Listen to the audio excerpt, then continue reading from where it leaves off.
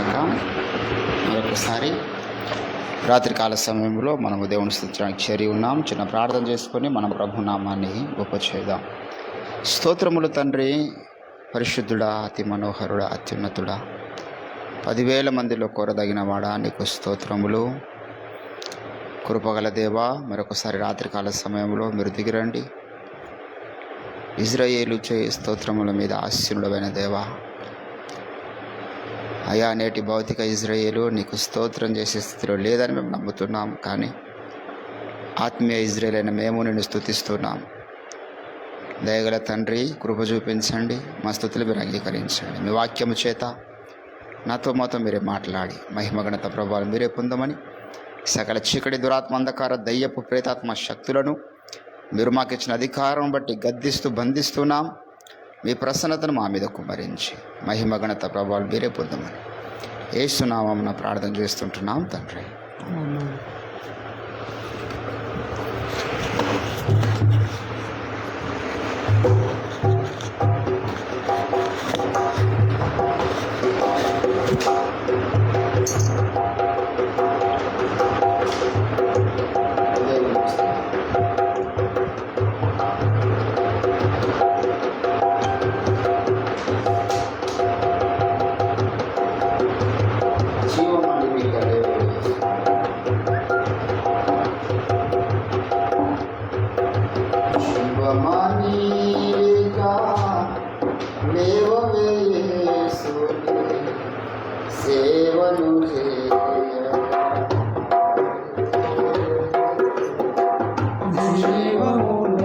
జీవమునందగానే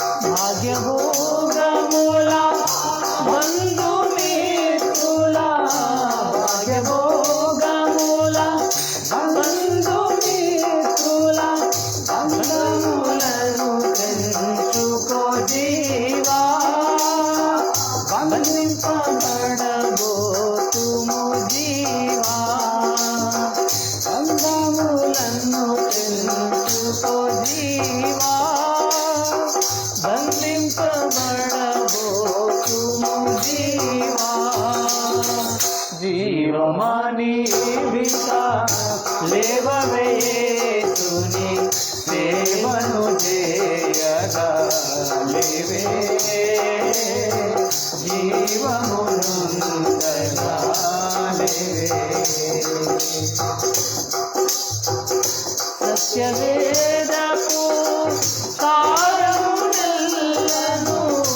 సత్యవేదపు సారమునెల్లను నిరతము రుచింపవే జీవా సతతము ప్రార్థింపవే జీవా నిరతము రుచింపవే జీవా సతతము ప్రార్థింపవే జీవా జీవమానీవికా దేవరయేసుని సేవను చేయగా లేవే జీవము నొందగా లేవే శ్వాసమును యేసునందువే శ్వాసమును దోషములను దుంచునే జీవా మోక్షము నీవు చేస్తునే జీవా దోషములను దుంచునే జీవా మోక్షము నీను చేస్తునే జీవా జీవమానీవికా సేవవేసుని సేవను చేయగా లేవే జీవము నుండగా లేవే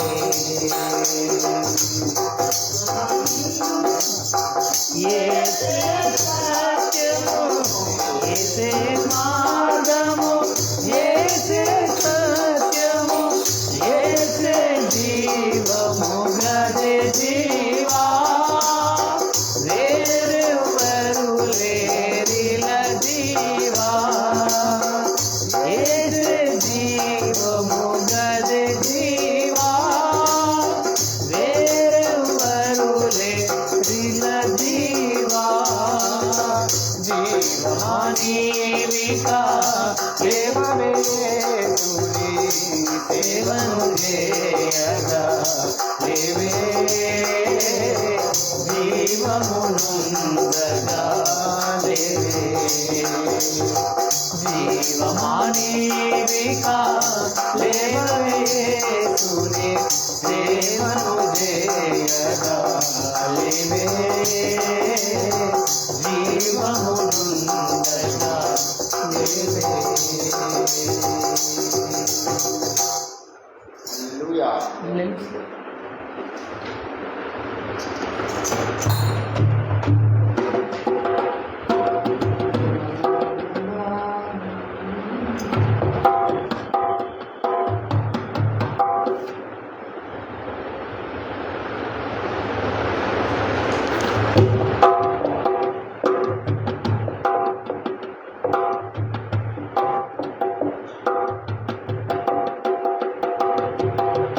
యేసు నన్ను ప్రేమించితివి.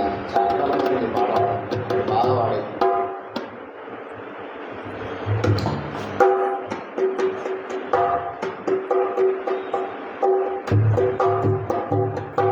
నీ గర్భము నాని ధరింపబడినప్పుడే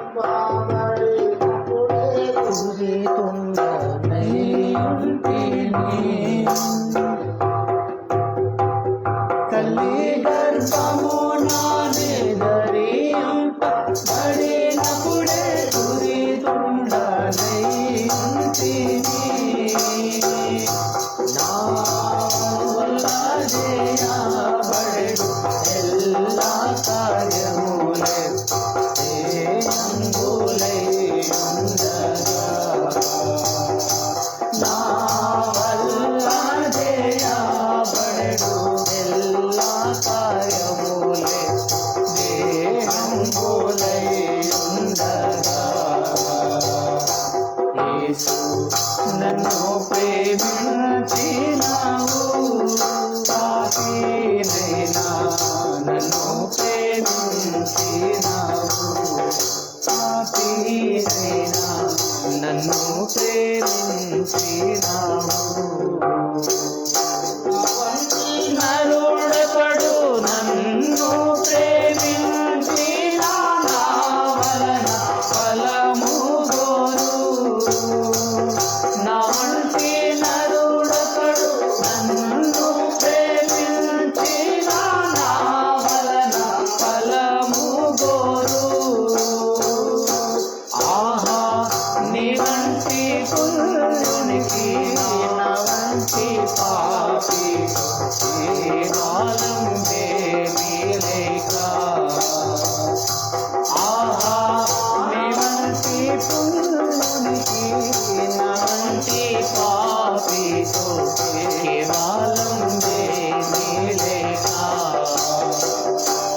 యేసు నన్ను ప్రేమించినావు పాపినైనా నన్ను ప్రేమించినావు పాపినైనా నన్ను ప్రేమించినావు తల్లి గర్భమునానే ధరింపబడినప్పుడే దురితుండనైంటిని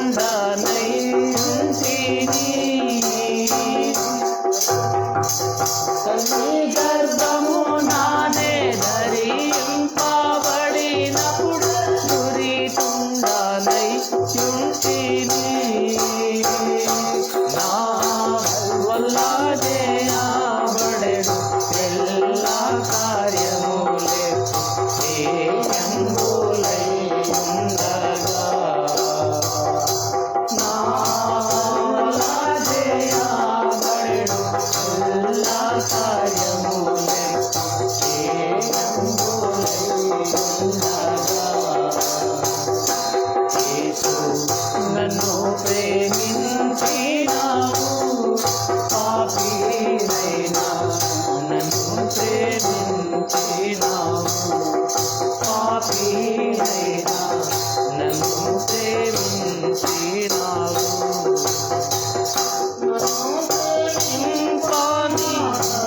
రూపమే విధానముగా జీవము సిల్వాపై నన్ను ప్రేమింప మానవ రూపమే విధానముగా జీవము సిల్వాపై ఇచ్చి కన్నా తల్లిదండ్రుల అన్నదమ్ముల ప్రేమ కన్నా మించిన ప్రేమతో ఇచ్చి కన్నా తల్లిదండ్రుల అన్నదమ్ముల ప్రేమ కన్నా మించిన ప్రేమతో యేసు నన్ను ప్రేమించినావు పాపినైనా నన్ను ప్రేమించినావు పాపినైనా నన్ను ప్రేమించినావు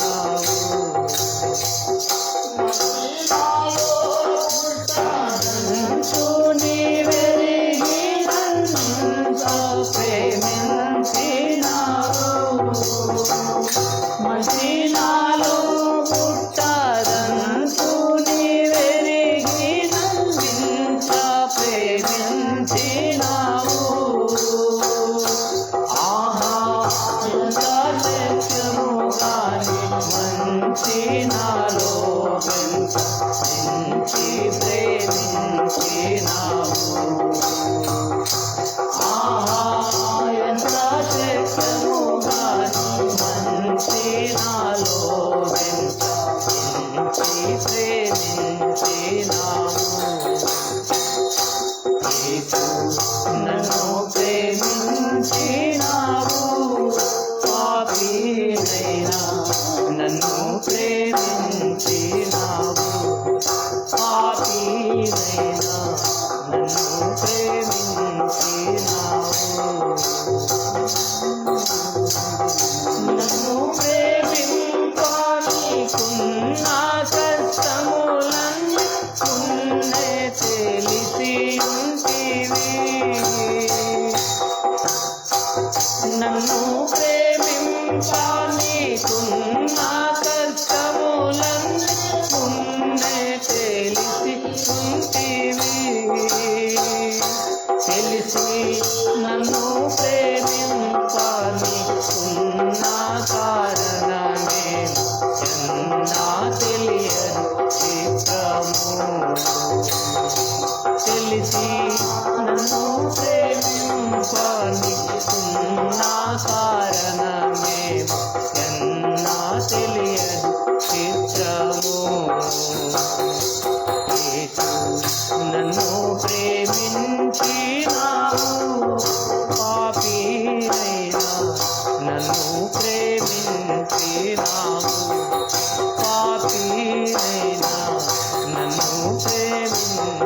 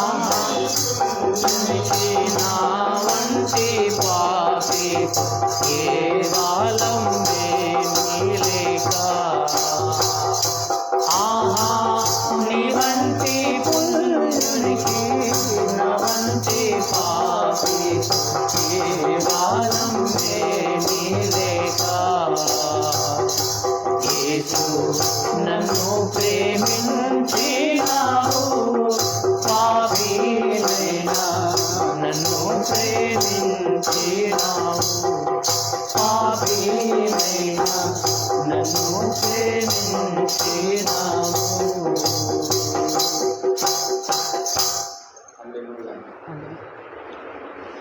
దేవుని స్తోత్రం.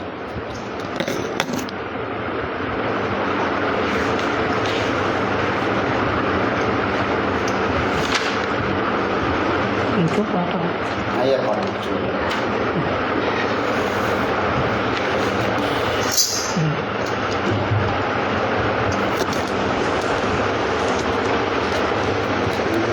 ఎంతైనా నమ్మదగిన వాడవు, యేసు నీవేనయ్యా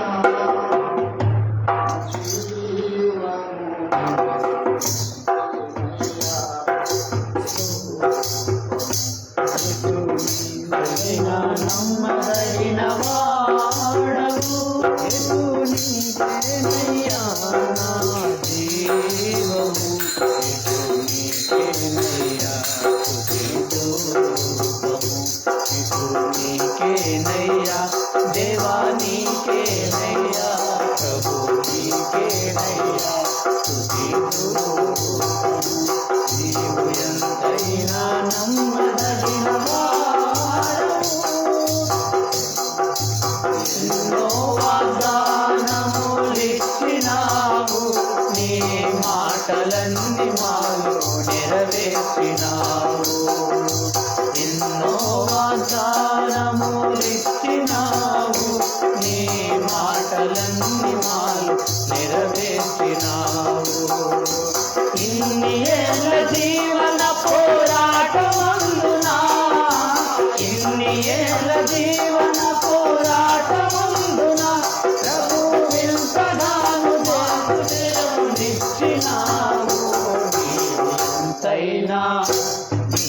ఎంతైనా నమ్మదగిన వాడవు, యేసు నీవేనయ్యా మా జీవము, యేసు నీకేనయ్యా స్తుతి రూపము, యేసు నీకేనయ్యా దేవా నీకేనయ్యా ప్రభు నీకేనయ్యా స్తుతి రూపము. నీవు ఎంతైనా నమ్మదగిన వాడవు, పొలము దున్ని ఫలము కూర్చలేని మాకు నీవు నింగి నుండి ఆహారమిచ్చినావు. పొలము దున్ని ఫలము కూర్చలేని మాకు నీవు నింగి నుండి ఆహారమిచ్చినావు. నడువలేని మమ్ము కన్న తల్లి బోలి, నడువలేని మమ్ము కన్న తల్లి బోలి కంకనెత్తి మోసి, నీవు కంకనెత్తి మోసి కగు చేసినావు. ఎంతైనా నీవు ఎంతైనా నమ్మదగిన వాడవు, యేసు నీవేనయ్యా మా జీవము, యేసు నీకేనయ్యా స్తుతి రూపము, యేసు నీకేనయ్యా దేవా నీకేనయ్యా ప్రభు నీకేనయ్యా స్తుతి రూపము. నీవు ఎంతైనా నమ్మదగిన వాడవు, లోకమందు ఎవరికైనా జరుగనాటి గొప్ప వింతలెన్నో మా కోసం చేసినావు. లోకమందు ఎవరికైనా జరుగనాటి గొప్ప వింతలెన్నో మా కోసం చేసినావు. దిక్కులేని మమ్ము గొప్ప చేసినావు, దిక్కులేని మమ్ము గొప్ప చేసినావు. ఇక దిక్కులన్నీ తోడ నిన్ను తాకుతాము. ఎంతైనా నమ్మదగిన వాడవు, యేసు నీవేనయ్యా మా జీవము, యేసు నీకేనయ్యా స్తుతి రూపము, యేసు నీకేనయ్యా దేవా నీకేనయ్యా ప్రభు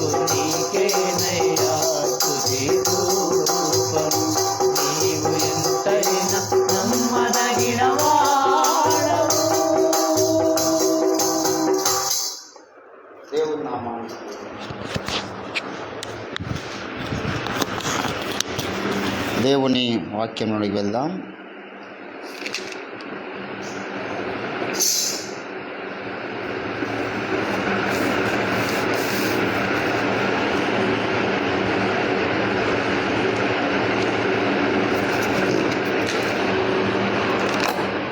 రోమీయులకు రాసినటువంటి పత్రిక 3వ అధ్యాయము 1వ వచనం. అట్లయితే యూదునికి కలిగిన గొప్పతనమేమి, సున్నతి వలన ప్రయోజనమేమి, ప్రతి విషయమునందు అధికమే. మొదటిది దేవోక్తులు యూదుల పరము చేయబడెను. చదవబడిన లేఖన భాగము దేవుడు మన వినికిడిలో ఫలింపచేయను గాక. ప్రభునందు నాకు అత్యంత పురుగులారా, ఈరోజు ప్రత్యేకంగా ఒక జనాంగం గురించి మనము మాట్లాడబోచున్నాం. భూమి మీద దేవుని కొరకు ప్రత్యేకించబడ్డ జనాంగం. దేవుడు భూమి మీద వారిని ప్రత్యేకించుకున్నాడు. ఏ కారణాన్ని బట్టి ప్రత్యేకించుకున్నాడు, వారికి కలిగినటువంటి గొప్పతనం ఏమిటి అని పౌలు ఇక్కడ మాట్లాడుతున్నాడు. యూదునికి కలిగిన గొప్పతనం ఏమిటి అంటే అన్ని విషయాల్లో అధికమే. జ్ఞానములో అధికము, పరాక్రమములు అధికము, వారు థింక్ చేసే విధానంలో అధికము, అన్నిట్లో అధికమే. కానీ యేసు ప్రభుల వారి బోధనలు ఒక్కటి కూడా వారు పాటించరు. యేసు ప్రభునే వారు తృణీకరించినారు. యేసు ప్రభువును తృణీకరించినారు. ఎఫెసీలకు రాసినటువంటి పత్రికలో పౌలు అంటాడు, వారిని దేవుడు వారి కన్నులు మూసాడంట కదా. ఎఫెసీలు రాసిన పత్రిక 3వ అధ్యాయం 5వ వచనంలో ఈ మర్మం ఇప్పుడు ఆత్మమూలముగా దేవుని పరిశుద్ధులకు, అపోస్తులకు, ప్రవక్తలకు బయలుపరచబడి ఉన్నట్టుగా పూర్వకాలమందు మనుషులకు తెలియబడలేదు. ఈ మర్మం ఏదనగా అన్యజనులు సువార్త వలన క్రీస్తు యేసునందు యూదులతో పాటు సమాన వారసులను, ఒక్క శరీరమంతలి సాటి అవయవములను వాగ్దానములో పాలువారై ఉన్నారన్నదియే. ఏంటండి, యూదులు దేవుని యొక్క మర్మమును గ్రహించలేరు. చదువుతున్నారు కానీ గ్రహించలేకపోతున్నారు. ఆ మర్మమును గురించినటువంటి జ్ఞానం వారికి తెలియలేదు అంటున్నాడు. యూదుల కన్నులు మూయబడినాయి. మనం చాలాసార్లు చదువుకున్న లేఖన భాగం అది. లూకా సువార్త. మరి ఒక టైం వరకు దేవుడు వారి కన్నులు మూసి పెడతాడు ఖచ్చితంగా. దేవుడు వారి కన్నులు మూయడంలో ఒక ప్రత్యేకమైనటువంటి దేవుని ప్రణాళిక ఉన్నది అనే విషయాన్ని కూడా మనము జ్ఞాపకం చేసుకుంటూ ఉన్నాం. లూకా సువార్త 19వ అధ్యాయంలో ఇక్కడేమంటున్నాడు, 42వ వచనంలో, నీవును నీ దినమందైనను సమాధాన సంబంధమైన సంగతులను తెలుసుకునేలా నీకెంతో మేలు. కానీ ఇప్పుడు నీ కన్నులకు మరుగు చేయబడి ఉన్నది. ప్రభువు నేను దర్శించిన కాలము నీవు ఎరుగక ఉంటివి అంటున్నాడు. కనుక నీ శత్రువులని చుట్టూ గట్టు కట్టి ముట్టడి వేసి నేను అన్ని ప్రక్కల నిన్ను అరకట్టి నీలోనున్న పిల్లలను నేల. ఏంటంటే ఇజ్రాయేల్ చుట్టుముట్టు అంతా కూడా భౌతికంగా శత్రువులే. ఎప్పటికీ నీకు యుద్ధములు జరుగుతాయి అంటాడు దావీదుతో దేవుడు. యుద్ధములు. కాబట్టి దేవుని బిడ్డలారా, ఈరోజు భూమి మీద శరీర సంబంధమైనటువంటి ఇజ్రాయేల్ అనేటువంటిది ఒకటి ఉన్నది. వారి కన్నులు దేవుడు మూశాడు. వారు దేవుడు ఏర్పాటేసుకున్న జనాంగం, అబ్రహాము సంతానం అయినప్పటికీ, దేవునికి స్వజనులు అయినప్పటికీ వారి కన్నులు దేవుడు మోయకపోతే రెండు ప్రాముఖ్యమైన కార్యక్రమాలు జరిగాయి. రెండు ప్రాముఖ్యమైన కార్యక్రమాలు జరగాలంటే ఆ చిన్న దేశం, భూమధ్యపురంలో ఉన్నటువంటి ఆ చిన్న దేశం, ఇటు రష్యా కానీ, అటు రోషు కానీ, రోషు అంటే రష్యా, అటు ఇరాన్ కానీ, తర్వాత ఇంకా పెద్ద పెద్ద దేశాలు ఉన్నాయి భూభాగంలో కానీ, మరి భూభాగ విస్తీర్ణంలో కానీ, లేకపోతే ఆర్మీ పవర్లో కానీ, వారి జీడిపి కానీ, వారి సంఖ్య కానీ, అన్ని రీతులుగా చాలా పెద్ద పెద్ద దేశాలు ఉన్నాయి. ఈరోజు ప్రపంచం అగ్రరాజ్యం అని మనం అందరం అంటున్నాం. కానీ ప్రపంచాన్ని లీడ్ చేస్తుంది ఇజ్రాయెల్ దేశం. ఇజ్రాయెల్ దేశం ఎట్లా లీడ్ చేస్తే అట్లా అమెరికా లీడ్ అవుతుంది. అమెరికా ఇజ్రాయెల్ చేతిలో ఉన్నది. కానీ ఇజ్రాయెల్ కళ్ళు మూయబడ్డాయి. వాళ్ళు ఎప్పుడు కూడా శాంతిని కోరుకోరు. ఎందుకంటే వారికి దేవుడు చేసిన వాగ్దానం. యేసు ప్రభు యొక్క బోధనలు అన్నీ కూడా ప్రపంచవ్యాప్తంగా శాంతిని ప్రమోట్ చేస్తున్నాయి. ఇప్పుడు మనం ఇక్కడ భారతదేశంలో కూడా ఎంతోమంది సేవకుల మీద దాడులు జరుగుతున్నాయి, ఎంతోమంది సేవకులను చంపుతున్నారు. కానీ ఇక్కడ హింసాకాండ, యుద్ధాలు ఇవన్నీ జరిగాయి. ఎందుకంటే యేసు ప్రభు అన్నాడు, ఒక చెంప మీద కొడితే ఇంకో చెంప మీరు తింపండి, అనేకులు నా నామమున మిమ్మల్ని హింసిస్తారు, మీ ప్రాణాలు తీసుకుంటారని చెప్పింది. కాబట్టి యేసుప్రభు కొరకు చచ్చిపోవడానికి ఇష్టపడతారు. హతసాక్షుల సంఖ్యలో ఉండడం అంటే చాలా గొప్ప ధన్యత, అందరికీ దొరకదు అది. సో ప్రపంచవ్యాప్తంగా ఉన్నటువంటి క్రైస్తవులేమో పీస్ను ప్రమోట్ చేస్తూ ఉంటే ఇజ్రాయెల్ దేశమేమో ప్రపంచానికి శాంతి లేకుండా చేస్తున్నది. అంటే దేవుడు వారిని ఎందుకు ఆ స్థితిలో పెట్టాడంటే 2 కారణాలు అన్నాను. యూదులను దేవుడు ఎన్నిక చేసుకోవడంలో వారికి పెద్ద, వారు ఇంకా భూప్రపంచంలో కూడా అందరికంటే వాళ్ళు స్పెషల్ అనేం కాదు, అందరూ కూడా ఆదాము ద్వారా వచ్చినటువంటి మనుషులే. కానీ ఆ జనంగాన్ని ఇప్పుడు నేను ఈ లోకంలోకి రావడానికి దేవుడు మా అమ్మను వాడుకున్నాడు. నా తల్లి కడుపులో నుంచి నేను ఈ లోకంలోకి వచ్చిన. అట్లా యేసు ప్రభుల వారు దేవుడు ఈ భూమి మీద తన పని చేయడానికి, ఒక సంఘముని సిద్ధపరచడానికి ఆ జనాంగాన్ని ఒక తల్లి కడుపుగా వాడుకున్నాడు, ఇజ్రాయేల్ జనాంగాన్ని. ఆ యొక్క తల్లి కడుపులో నుంచి పుట్టాడు, మానవ జాతి కొరకు అక్కడ సిలువలో మరణించున్నాడు. రెండవసారి రావాలంటే కూడా మళ్ళీ అదే వేదిక అవసరమైంది. యేసుప్రభు రెండవ రాకడికి ఇజ్రాయేల్ దేశం పనిచేస్తున్నది. వాస్తవానికి వాళ్ళు యేసుప్రభుని నమ్మరు. వాస్తవానికి వారి యొక్క విధి విధానాలు, వారి అలవాట్లు అంతా యెహోవా దేవుని నామములనే వాళ్ళు చేస్తారు. వాళ్ళు ఎప్పుడు కూడా ప్రార్థన చేసి, వారు ప్రత్యేకించబడినటువంటి జ్ఞానం గలవారు అంటాడు బైబిల్లో. దినవృత్తాంతముల గ్రంథంలో మనం చూస్తే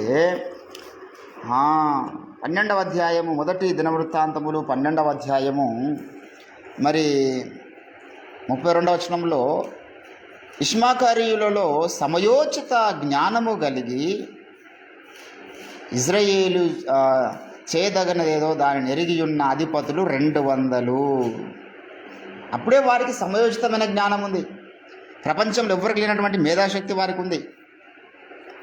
ఆధారితగా ట్రాన్స్ఫర్ అయితే వస్తుంది. ఇప్పటికి వచ్చేసేసి మరి భూమి మీద ఏ మెడిసిన్ కనుక్కున్న వాళ్ళైనా, ఏ సర్జరీస్ కనుక్కున్న వాళ్ళైనా, మనిషిని చంపుతున్నటువంటి ఏ రకమైన దానికి కూడా పాము ఘర్షింది అనుకో, దానికి మందు ఇప్పుడు హాస్పిటల్ వెళ్తే ఇమీడియట్లీ దానికి విరుగుడు ఉన్నది.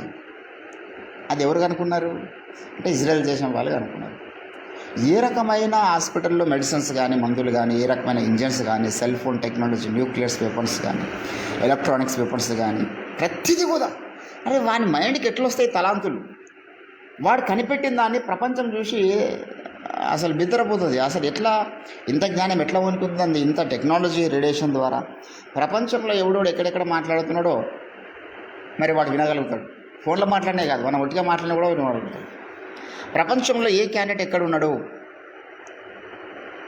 వాడిని వెంటనే క్యాచ్ చేస్తుంది. వాడు ఏ సొరంగాల్లో ఉన్నా వాడు చూడగలుగుతాడు. మళ్ళీ వాళ్ళు ఉన్న జనాంగ 90 లక్షల చిల్లర ఉన్నారు, 1 కోటి మంది కూడా దాటలే.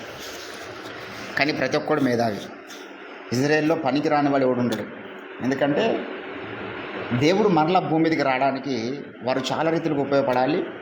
చుట్టుముట్టున్నటువంటి 10 దేశాలను ఎదుర్కోవాలి. ఏంటంటే 10 దేశాలు ఏకమై ఇజ్రాయెల్ మీదకి పోయినా వారికి ఏం జరిగినటువంటి స్థితిలో దేవుడు ఆ యొక్క 90 లక్షల మందిని పెట్టిండు. ఈరోజు ఇజ్రాయెల్లో బాంబులు పడుతున్నాయి, 20 మంది ఏమో చనిపోయారు.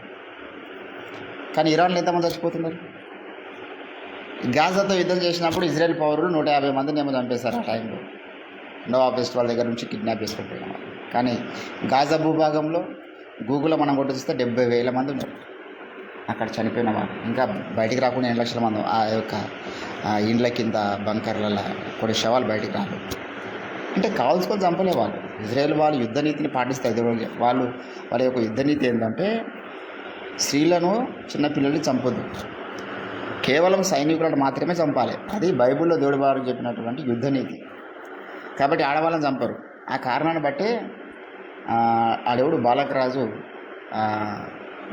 వాడు ఏం చేస్తారంటే బిలాం ఇచ్చినటువంటి సలహాను తీసుకొని స్త్రీలను పంపిస్తాడు యుద్ధ భూమిలోనికి.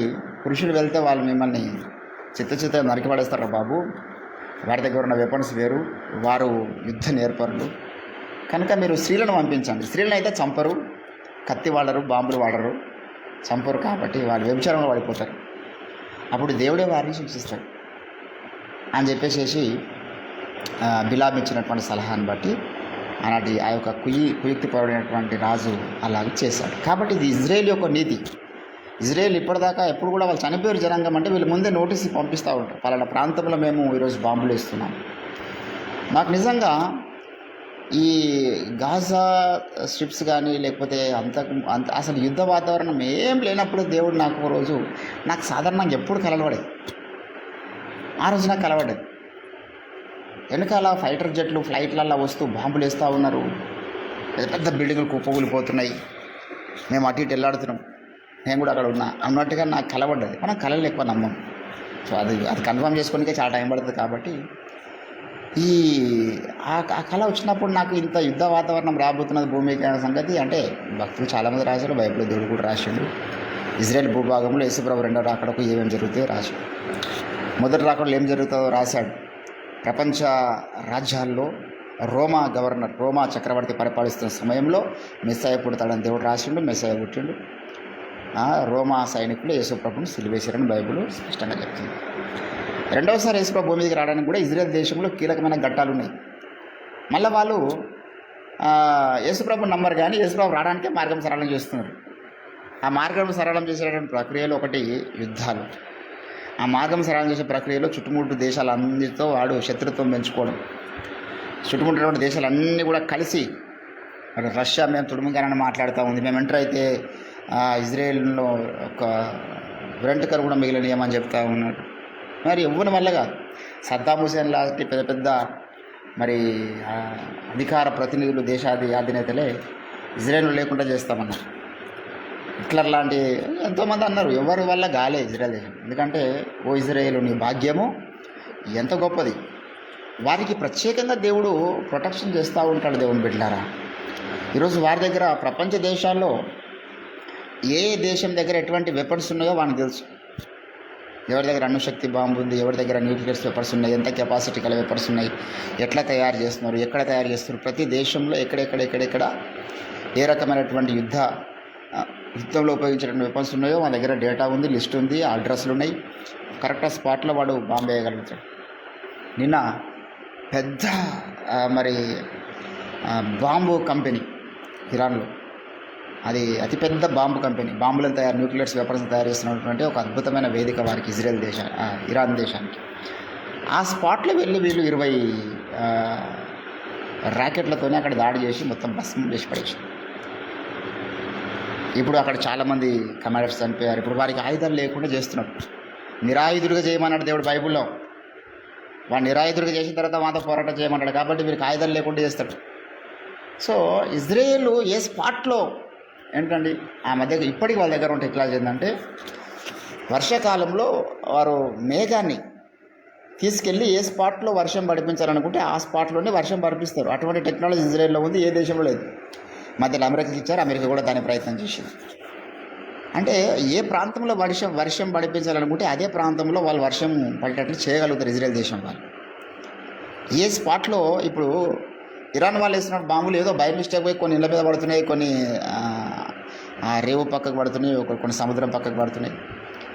కానీ కరెక్ట్ స్పాట్లో పడతలే. బై మిస్టేక్లో 4-5 బిల్డింగ్ మీద పడంగానే రెచ్చిపోయి వీళ్ళంతా గంతులు వేస్తూ ఉన్నారు. మరి ప్రపంచవ్యాప్తంగా ఉన్న ఇస్లామ్స్ అందరూ కూడా డ్యాన్సులు చేస్తూ ఉన్నారు. అయిపోయింది ఇజ్రాయెల్ పైన. ఇంకోటి అస్సలు విశ్వరూపాన్ని ఇంకా చూపించాలి ఇజ్రాయెల్ దేశం కూడా. ప్రపంచ దేశాలు ఎక్కడెక్కడ ఎవరి దగ్గర ఏ డేటా ఉందో అని తెలుసు, కానీ వీడి డేటా ఉందో తెలియదు. అమెరికా కూడా తెలియదు. ఈవెన్ అమెరికా కూడా తెలుసుకోజాలదు ఇజ్రాయెల్ వాళ్ళ దగ్గర ఎటువంటి టెక్నాలజీ ఉంది. దేవుడు వారికి అటువంటి సమయోచితమైనటువంటి జ్ఞానమును అనుగ్రహించడం. అట్లా అని చెప్పేసి వానికి వాడు యేసుప్రభు రాకడ కొడుకు పనిచేస్తున్నాడు ఇజ్రాయెల్ దేశంలో. ఈరోజు చాలామంది మాకు అడుగుతారు, బ్రదర్ ఏంది అసలు మీరు క్రైస్తవులు పీస్ను ప్రమోట్ చేస్తారు కదా, మరి ఎందుకు ఇజ్రాయెల్ దేశం ఈరోజు ప్రపంచం అంతా కూడా యుద్ధ వాతావరణం తీసుకొస్తూ ఉంది, 3వ ప్రపంచ యుద్ధానికి దారితీస్తుందంటే ఇజ్రాయెల్ దేశం యొక్క కన్నులు మూయబడ్డాయి. వారి కన్నులు మూయబడమే యేసుప్రభు రాకడకు ఒక అద్భుతమైనటువంటి సూచన. వాడి కన్ను మూయకుండా తెరవబడి వాడు కూడా పీస్ను ప్రమోట్ చేసేవాడు అనుకో, యేసుప్రభు రాడు. భూమి మీద యేసుప్రభు రాకన్నా ముందు ఏమేమి జరగాలనో అవన్నీ తూచా తప్పకుండా నెరవేర్చడానికే దేవుడు వారి కన్నులు మూసాడు. వారి కన్నులు మూసి ఆయన ఆపరేట్ చేస్తూ ఉండు మీదకి వెళ్ళి ఇవన్నీ కూడా. కాబట్టి దేవుని బిడ్డలారా, యోధునికి కలిగినటువంటి గొప్పతనం ఏమిటి అంటున్నాడు పౌలు ఇక్కడ. అంటే దేవోక్తులు వారి పరము చేయబడి ఉన్నవి. అంటే ప్రపంచంలో ఇంకెవరి దగ్గర దేవోక్తులు లేవు. ప్రతి ఒక్కడు అనుకున్నాడు మా దేవోక్తులని. కానీ యోధునికి ప్రత్యేకంగా దేవుడు నియమించి వారి పరం చేసినాడు జ్ఞానం. ఈరోజు ఆల్బర్ట్ ఐన్స్టీన్ కానీ, ఆల్వా ఎడిసన్ కానీ, ఏ శాస్త్రవేత్త అయినా ప్రపంచంలో శాస్త్రవేత్తల సంఖ్య జాబితా మీరు గూగుల్లో కొట్టండి, 90% 99% యూదులే ఉంటారు అక్కడ శాస్త్రవేత్తలంతా. మరి మేము జ్ఞానం మా దగ్గర ఉంది, మేము చాలా అనుకున్న దేశాలు మరి వేరే దేశాల దగ్గర ఎందుకు సైంటిస్టులు లేరు అర్థం కాదు. ఎందుకు లేరు? వీరికి లేదా మేధాశక్తి? దేవుడు వారికి వీలే. ఆల్బర్ట్ ఐన్స్టీన్కి ఇచ్చిండు, సొలొమోన్ రాజుకి ఇచ్చిండు జ్ఞానం వాళ్ళు అడిగారు, వాళ్ళు పొందుకున్నారు. బైబిల్ ఎదురంటారు, అందుకే మీకు జ్ఞానము కొదవగా ఉండొద్దు ఆ జనాంగమా, మీరు జ్ఞానం లేని వారిగా ఉండొద్దు. దేవుడు కోరుకున్నాడు ఫస్ట్ నుంచి, మీకు ఫస్ట్ జ్ఞానం కావాలి. నా జనులు జ్ఞానము కలిగిన వారై ఉండాలి. 4 స్థలాల్లో చెప్తాడు. యెషయా 5:13 ఒకసారి, హోషేయ ప్రవచన గ్రంథము 4వ అధ్యాయం 6వ వచనంలో ఒకసారి, తర్వాత యాకోబు రాసిన పత్రిక 1వ అధ్యాయం 5వ వచనంలో ఒకసారి జ్ఞానం అడగమంటాడు. కాబట్టి మనం కూడా అడగాలి జ్ఞానం. ఎందుకు? వేరే దేశాలతో యుద్ధం చేయడానికి కాదు. ఈరోజు మనము సమయోచిత సహాయం గలవారం, సమయోచితమైన జ్ఞానం గలవారమై ఉండాలి. దేనితో అంటే కనబడని శక్తులతో మనం యుద్ధం చేయాలి. కనబడుతున్నటువంటి శత్రు సమూహాలతో ఇజ్రాయెల్ దేశము చాలా ఎక్సలెంట్గా యుద్ధం చేస్తూ ఉంది, ఎదుర్కొంటుంది. ఏ దేశముడైనా రష్యా వస్తారన్నా భయపడదు. ప్రపంచ దేశాలన్నీ ఒకటై Israel rest of the world అంటే కూడా ఇజ్రాయెల్ భయపడదు. వారి విశ్వాసం ఏంటంటే మా పక్షమున జీవం గల దేవుడు ఉంటారనేది వారి యొక్క నిరీక్షణ. సో ఈరోజు నూతన ఇజ్రాయేల్గా పిలువబడ్డ మనం కూడా యుద్ధ భూమిలోనే ఉన్నాం. ఎప్పుడు మర్చిపోదు, యుద్ధ భూమిలో ఉన్నాం కాబట్టి మనకు ఉపవాస ప్రార్థనలు అవసరం. యుద్ధ భూమిలో ఉన్నాం కాబట్టి అనుక్షణము మన మాట తీరు, మన ప్రవర్తన చాలా కీలకం, మన సహవాసాలు చాలా కీలకం, మన ప్రతి చర్య చాలా కీలకం. ఎందుకంటే ఆ కుయుక్తి పరుడు ఆనాడు ఇజ్రాయెల్ సైనికుల దగ్గరికి ఆ యొక్క ఐగుప్తు స్త్రీలను పంపించినట్టుగా మన దగ్గర కూడా వాడు కనబడని చీకటి శక్తుల్ని పంపిస్తున్నాడు. ఇవి వచ్చి మన తలంపుల మీద దాడి చేస్తున్నాయి, మన యొక్క హృదయం మీద దాడి చేస్తున్నాయి, మన నాలుక మీద దాడి చేస్తున్నాయి, మన కళ్ళ మీద దాడి చేస్తున్నాయి. ఆ సాతాను దాడికి బలైపోయినప్పుడే కొన్నిసార్లు ఎంత భక్తిపరుడైన ఆడరాని మాట్లాడతాడు. ఏదో ఒక శత్రువు దాడి వాడి నాలుకం జరుగుతుంది ఆ సమయానికి. ఒక శత్రువేమో మనసు మీద దాడి చేసి కోపాన్ని తెప్పిస్తుంది, ఇంకో శత్రువేమో నాలుక మీదకి వస్తుంది. ఒక శత్రువేమో కళ్ళ మీదకి వస్తుంది, ఒక శత్రువేమో హృదయంలోనికి వస్తుంది. కళ్ళతో చూస్తాడు, ఆశిస్తాడు, హృదయంతో కోరుకుంటాడు. కొన్ని శక్తులేమో శరీరం మీద దాడి చేస్తాయి, శరీరం ద్వారా చేయరాని కార్యాలు చేపిస్తాయి. కాబట్టి దేవుని బిడ్డలారా, ఆ ఇజ్రాయేలుకేమో కన్నులు మూయబడ్డాయి, అయినా శారీరకంగా వాడు ఎవరికి భయపడతలేడు. ఈరోజు మనం కన్నులు వెలిగించబడ్డవారు. కన్నులు మూయబడితే నీ చుట్టుముడినటువంటి శత్రువులు నీకు తెలియరు. కన్నులు వెలిగించబడ్డప్పుడు నీ చుట్టుముడు ఏ రకమైన శత్రు సమూహాలు ఉన్నాయో మనం గుర్తించాలి. మనము సాతాను యొక్క తంత్రములు ఎరగని వారము కాము అన్నాడు. ఎన్ని తంత్రాలు మనం ఎరిగినాం చెప్పండి సాతాని. ఇప్పుడు ఇజ్రాయెల్ దేశము ఎన్నో కుతంత్రాలను పసిగడుతుంది. ఇరాన్లో బయలుదేరి ఏ రాకెట్ ఇజ్రాయెల్ దేశం మీదకి వస్తుందో అక్కడ నుంచి బయలుదేరినప్పుడే ఇజ్రాయెల్లో అర్థమైపోతుంది, తెలిసిపోతుంది వానికి. అటువంటి టెక్నాలజీ ఇజ్రాయెల్ దగ్గర ఉంది. ఇజ్రాయెల్ భూభాగంలోనికి ఎక్కడి నుంచి బయలుదేరినటువంటి ఏ ఫ్లైట్ అయినా, ఏ రాకెట్ అయినా ఏ సమయానికి ఇక్కడికి వస్తుంది, ఏ స్పాట్లోకి వస్తుందో వాడు అంచనా వేయగలుగుతాడు, ఆ స్పాట్లో తను ఎదుర్కోగలుగుతాడు. మరి 2300 కిలోమీటర్ల దూరంలో బయలుదేరినటువంటి ఆ రాకెట్, ఇరాన్లో బయలుదేరిన రాకెట్ ఇంకొక 1:40 మన భూభాగానికి వస్తుందని వాడు పసిగట్టి, ఏ స్పాట్లోకి వస్తుందో పసిగట్టి, ఒకవేళ ఆ స్పాట్కి వచ్చిన తర్వాత ఆ రాకెట్ ఎక్కడెక్కడ తిరుగుతుందని పసిగట్టి, ఆ జోన్లలో వాడు ఐరన్ డూమ్ పెట్టుకున్నాడు. మనము చుట్టుముట్టు ఎంత కంచె వేసుకుంటున్నాం, ఎన్నిసార్లు మన కవచం ధరించుకుంటున్నాం. మన చుట్టుముట్టు కూడా శత్రు రాజ్యాలు ఉన్నాయి. మనకు భౌతికంగా ఎవరు శత్రువులు లేరు, ఉండరు, రారు. భౌతిక శత్రువులు మనకు ఎవరు ఉండరు. కానీ కనబడని శక్తులు ఆ భౌతిక సంబంధమైన శత్రువుల కంటే డేంజర్. కాబట్టి దేవుని బిడ్డలారా, ఈరోజు నీకు కలిగినటువంటి గొప్పతనం ఏమిటి ఏంటండి? ఇక్కడ అంటున్నాడు పౌలు, యూదునికి కలిగిన గొప్పతనము ఏమిటి? అన్ని విషయములలో అధికమే. ఈరోజు నీ గొప్పతనం ఏమిటి? ఓ ఇజ్రాయేలు, నూతన ఇజ్రాయేలుగా మారిన నీ గొప్పతనం ఏమిటి? మన గొప్పతనం ఉండాలి, మనకు ప్రత్యేకత ఉండాలి. నేను చాలాసార్లు చెప్తా ఉంటాను, డిసిఎస్ దినకరణ్ గారి గొప్పతనం ఏమిటంటే విశ్వాస వీరుడు. 8 గంటలు ముఖాల మీద ప్రార్థన చేసినటువంటి గొప్పతనం కలిగిన వారు. భక్త సింగ్ గారు రాత్రంతా ప్రార్థన చేసినటువంటి గొప్ప ప్రార్థన వీరు, ఆయన గొప్పతనం అది. అట్లా ప్రతి భక్తుడికి చరిత్ర ఉన్నది. సాధు సుదర్శన్ గారికి ఒక గొప్ప చరిత్ర ఉన్నది. జాన్ వెస్లీ గారికి ఒక చరిత్ర ఉన్నది. ప్రపంచంలో దేవుని కొరకు వాడబడ్డ ప్రతి భక్తుడికి ఒక చరిత్ర ఉంటుందన్నమాట. మనం చూస్తే వాళ్ళ చరిత్ర చదివితే. మరి మనకేం చరిత్ర ఉంది? చరిత్రను సృజించే వాళ్ళు కొంతమందే ఉంటారు. చరిత్రను చదివే వాళ్ళు చాలామంది ఉండొచ్చు అంటాడు డాక్టర్ బాబాసాహెబ్ అంబేద్కర్ గారు. చరిత్రను చదివే వాళ్ళు కొన్ని లక్షల మంది, కానీ చరిత్రను రాసేవాళ్ళు కొంతమందే. ఆ కొంతమందిలో మనం ఉన్నారు. ఈరోజు బాబాసాహెబ్ అంబేద్కర్ గారు రాసినటువంటి బుద్ధ అండ్ హిస్ ధరం కానీ ఇంకా రకరకాల పుస్తకాలు ఉన్నాయి. అవి ఆ బుక్కులు కూడా తెలియదు చాలామంది. అసలు రాజ్యాంగం కూడా తెలియదు. రాజ్యాంగంలో ఎన్ని ఆర్టికల్స్ ఉన్నాయో తెలియదు. అరే మనం బతుకుతున్నాం, మన దేశంలో మన చట్టాలు ఏమిటి తెలుసుకోవాలా. చరిత్ర మీద మనకు అవగాహన లేకపోతే, చరిత్ర తెలియకపోతే చరిత్ర సృజించలేమని కూడా అంటాడు ఆయన. నీ చరిత్రను తెలుసుకోవాలి. ఈరోజు చాలామంది వచ్చి అంటారు, మీరు అసలు మీ తాతలు ఎవరు రాబోయే చెప్పుండి అంటారు. ఈరోజు యేసుప్రభు గురించి మాట్లాడుతున్నావు కదా, మీ తాతలు ఎవరు? వాళ్ళు హిందువులే కదా, మీ పితరులు హిందువులే కదా, భారతదేశంలో ప్రతి ఒక్కరు హిందువే కదా అంటారు. సరే ఓకే, మా పితరులు అందరూ హిందువులే, ఒప్పుకుందాం కొద్దిసేపు. మరి వారి పితరులు ఎవరు? వారి అసలు మూలాలకు వెళ్తే చక్కగా వాడికి మళ్ళీ మెసపురం కథ పోవాలి, సింధులోని కథ పోవాలి, అరప్ప చరిత్ర చదవాలి, అంతకుముందు ఎట్లొచ్చారు ఆర్యులని చదవాలి. ఆడికెళ్ళి నువ్వు చేతు సంతానం పడిపోతుంది, అవతలికి పోతే ఆదాం దొరుకుతుంది. ఇక హిందూ ఎవడు, బంధు ఎవడు, క్రైస్తవుడు ఎవడు, ముస్లిం ఎవడు, అందరికి అక్కడి నుంచే మొదలైనరు కదా. చరిత్రను ఎవడు మార్చలేడు. కాబట్టి దేవుని బిడ్డలారా, ఈరోజు మరి ప్రత్యేకంగా దేవుడు ఒక జాతిని ఒక మనిషి ద్వారా, అబ్రహాము ద్వారా దేవుడు ఏర్పాటు చేసుకున్నటువంటి జనాంగం. కానీ వారి కన్నులు మూయబడి ఉన్నాయి. వారు యేసుప్రభు రాకడ కొరకు రెండవసారి మార్గం సరళం చేసేంత వరకు కూడా ఈ రీతిగానే వాళ్ళు ప్రవర్తిస్తారు, వారు ఈ రీతిగానే ఉంటారు, వారు ఆ రీతిగానే ఉండాలి. యోహాను సువార్త దయచేసి ఈ అధ్యాయం అంతా కూడా అదే సంగతి యేసుప్రభు మాట్లాడతాడు. ఈ అధ్యాయం అంతా అదే సంగతి మాట్లాడతారు. ఒక్క మాట మనం చదువుతాం. ఏమంటే తెలుసా?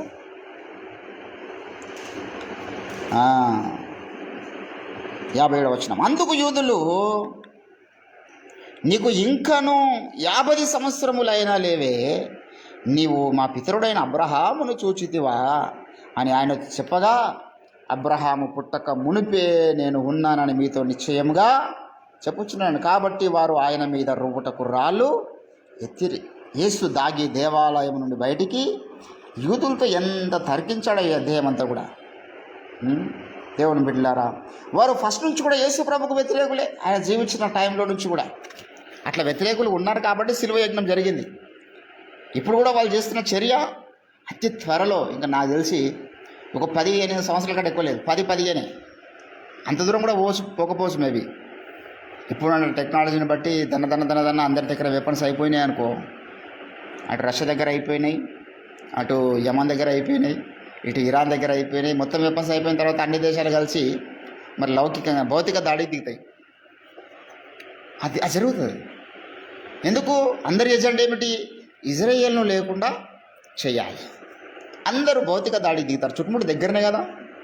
కొన్ని లక్షల మంది సైనికులు బయలుదేరి చుట్టుముట్టు మోహరిస్తే ఆ దేశంలో ఉన్నటువంటి 90 లక్షల మందిని, మేము కోట్ల మందిని బయలుదేరినాం. ఆ 90 లక్షల మంది ఎంత అని వీళ్ళు కత్తులతోని గుర్రాల మీద బయలుదేరుతారు. అప్పటికి న్యూక్లియర్ వెపన్స్ అన్నీ అయిపోతాయి. ఇప్పుడు రేపు ఎట్లా తయారు చేసుకోవాలని అర్థమైతే లేదు. ఇరాన్కు బాంబులు తయారు చేసేటటువంటి పెద్ద కంపెనీ ఈరోజు కొలాప్స్ అయిపోయింది. మళ్ళీ దాన్ని కట్టుకోవడానికి ఎన్ని సంవత్సరాలు కావాలి? కాబట్టి మెల్లమెల్లగా ప్రపంచంలో ఇప్పుడు రష్యా మీద జరగాల దాడి, ఇటు అమెరికా దిగుతుంది, అటు చైనా దిగుతుంది. ఇవన్నీ కూడా భౌతిక దాడికి అందరూ వచ్చేటటువంటి ఆ యొక్క వేదికను సిద్ధపరుస్తున్నాయి. అది జరిగింది అనుకో, పెద్ద టైం లేదు. ఇక అంటే నాకు తెలిసి ఇప్పుడు అది జరగడానికి పెద్ద 20 ఏళ్ళ టైం ఉందా? లేదంత. కాబట్టి చాలా దగ్గరలో మనం ఉన్నాం యేసుప్రభు రాకడ. కనుక కొంతకాలం మనం ఈ చీకటి శక్తులతో పోరాటంలో ఓడిపోవద్దు. కొందరు చాలా దగ్గరికి వచ్చి కూడా భ్రష్టులు అయిపోవడానికి అవకాశం ఉంటుంది. ఏ విషయంలో కూడా అపవాది తలంపులు స్వీకరించకుండా యేసుప్రభు రాకడ సూచనలు స్పష్టంగా కనబడుతున్నటువంటి చిట్ట చివరి దినములలో మనమున్నా, మన కళ్ళ ముందే ఆయనను మనము ఎదుర్కోబోతున్నాం. సజీవులుగా ఉండి మనం ఎదుర్కోబోతున్నాం. ఇది నిరీక్షణ గలవారమై మన ఆత్మీయ జీవితాన్ని జరుగుతున్న సంభవాలు, మధ్యప్రాచ్యంలో జరుగుతున్న సంభవాలను మనం చూస్తూ ఉన్నప్పుడు మన భక్తిలో మార్పులు రావాలండి. Something will be change. ఏ జరుగుతాయండి? యుద్ధాలు నేటే ఉంటాను, నా రహస్య పాపం నా అసలు ప్రార్థనలు ఏవి వదులుకోను, నా మాట తీరు మార్చుకోను, నా ప్రవర్తన మార్చుకోను, నా చర్యలో చెత్త. వాడు లాస్ట్కి వస్తే వాడు ఎక్కడ పోతాడో తెలియదు. ఇంత స్పష్టంగా సూచనలు కనబడుతున్నప్పుడు అయినా వానిలో కొంత తీవ్రత పెరగాలి, కొంత ప్రార్థన జీవితం పెరగాలి, కొంత పరిశుద్ధత పెరగాలి. Something will be change in our life. కనుక అవి చూస్తున్నప్పుడు మనం ఏం చేయాలి? అక్కడ జరుగుతున్న యుద్ధ వాతావరణం చూస్తున్నప్పుడు ఇజ్రాయేల్ వాడు చనిపోతున్నాడా, ఇరాన్ వాడు చనిపోతున్నాడా, గాజా చనిపోతున్నాడా కాదు. ఆ యుద్ధ వాతావరణం చూస్తున్నప్పుడు నా యేసు ప్రభు యొక్క అడుగుల చప్పుడు మొదలైంది అని మనం గుర్తించాలి. అది సూచన, ఇజ్రాయేల్ దేశం యొక్క సూచన. యేసు ప్రభు రావడానికి సూచనలు చెప్పేటటువంటి వేదిక అది. కాబట్టి దేవుని బిడ్డలారా, స్పష్టమైన సూచనలు కనబడుతున్నాయి. ప్రపంచంలో ఇంకెవరైనా మారుమనసు పొందని వారు ఆలస్యం చేయకండి. అక్కడ యుద్ధాలు జరుగుతున్నాయి, వాళ్ళు చచ్చిపోతారు, రేపు అందరి టైం అదే, భూమే ఉండదు. ఇజ్రాయేల్ వాళ్ళందరూ కలిసి లేకుండా చేస్తుండొచ్చు, లేకపోతే ఇరాన్ లేకుండా ఇజ్రాయేల్ చేస్తుండొచ్చు, కానీ ఇస్రాయేల్ వచ్చినప్పుడు భూమే ఉండదు. భూమియు దాని మీద కృత్రిమలు అనేవి కాల్చివేయబడతాయి. అందరం పోయే టైమే. కానీ తీర్పు అనేది ఒకటి ఉంది. నిజమైన దేవుని నమ్ముకోకుండా ఇన్ని సూచనలు చూసిన తర్వాత కూడా, ఇన్ని స్పష్టమైనటువంటి ఆధారాలు భూమి మీద అందరి కళ్ళ కట్టినట్టుగా దేవుడు చూపిస్తున్నప్పటికి కూడా ఇంకా ఇజ్రాయేలులో దేవుడే నిజమైన దేవుడు అని నమ్మకపోతే రేపు నరకంలో వాడేది వాళ్ళు కాదు. వారిని దేవుడు ఒక వేదిక వాడుకున్నాడు కాబట్టి వాళ్ళందరూ అక్కడ పరలోక రాజ్యంలో ఉంటారు. ఎవరు నరకానికి పోరు. దేవుడే వారిని ఆపరేట్ చేస్తున్నాడు కాబట్టి వారి కళ్ళు వెలిగిస్తే వాళ్ళందరూ మెస్సాన్ని గుర్తిస్తారు, అంగీకరిస్తారు. కానీ కొంతకాలం అట్లా మూసించు, ఇంకా నా కార్యాలు మీ ద్వారా జరగాలి. మొదటిసారి వచ్చినప్పుడు నా కార్యం మీరు జరిగించినారు, రెండోసారి రావడానికి కూడా మీరే కార్యం జరిగించాలని ఆ జనాంగాన్ని దేవుడు ఆపరేట్ చేస్తూ ఉన్నాడు. అది చూస్తున్నటువంటి భూప్రపంచము నిజమైన దేవుడు యేసయ్యని గ్రహించాలి. కాబట్టి దేవుని బిడ్డలారా, గ్రహించిన మనం జాగ్రత్త పడదాం. భక్తిలో ఇంకా ఉన్నతమైన మెట్టుకు ఎక్కడానికి తీర్మానించుకుందాం.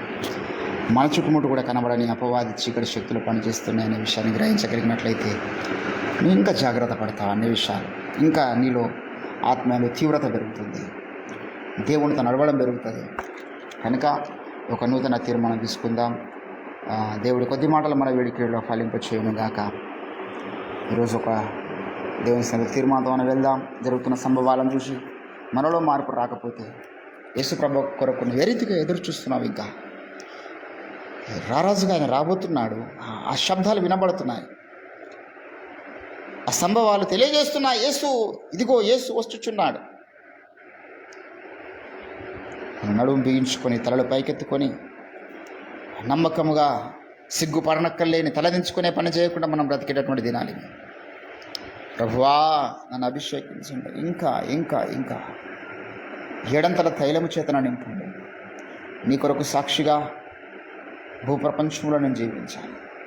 నమ్మకమైన రాయబారిగా ఉండాలి. సమయోచితమైన జ్ఞానం గల వ్యక్తిగా నేను ఉండాలి. ఏ సమయంలో ఏ జ్ఞానము నాకు అవసరమో ఆ జ్ఞానం మీరు నాకు దయచేయండి, కృప చూపించండి. మరి ప్రత్యేకంగా ఇజ్రాయేల్ దేశం కొరకు మేము ప్రార్థన చేస్తున్నాం. దయగల తండ్రి, ఆ దేశ నివాసులను దర్శించండి. వారి భాగ్యం ఎంత గొప్పది. నువ్వు వారిని ఏర్పాటు చేసుకున్నావు, అందరూ బట్టి నీకు స్తోత్రాలు. దయగల తండ్రి, జరుగుతున్న యుద్ధ వాతావరణము మీరు కళ్ళారు చూస్తున్నారు. వాస్తవానికి మీరే దీన్ని ఆపరేట్ చేస్తున్నారని కూడా మేము నమ్ముతున్నాం. మీరు అక్కడ సంభవాల్లో చివరి ఘట్టంలోనే మేము వచ్చాం. ఆత్మీయ జీవితాలు జాగ్రత్త పడటకు మీరు కృప చూపించి మహిమ ఘనత ప్రభావాలు మీరే పొందమని యేసుక్రీస్తు నామమున ప్రార్థన చేస్తూ ఉంటున్నాం తండ్రి. యేసు రక్తమే జయం, ప్రభు యేసు రక్తమే జయం, ప్రభు యేసు నామానికి సంపూర్ణ విజయం. అపవాదికి నీవాని క్రియలకు అనంత కోటి నాశనము కలుగును గాక. ఆమేన్.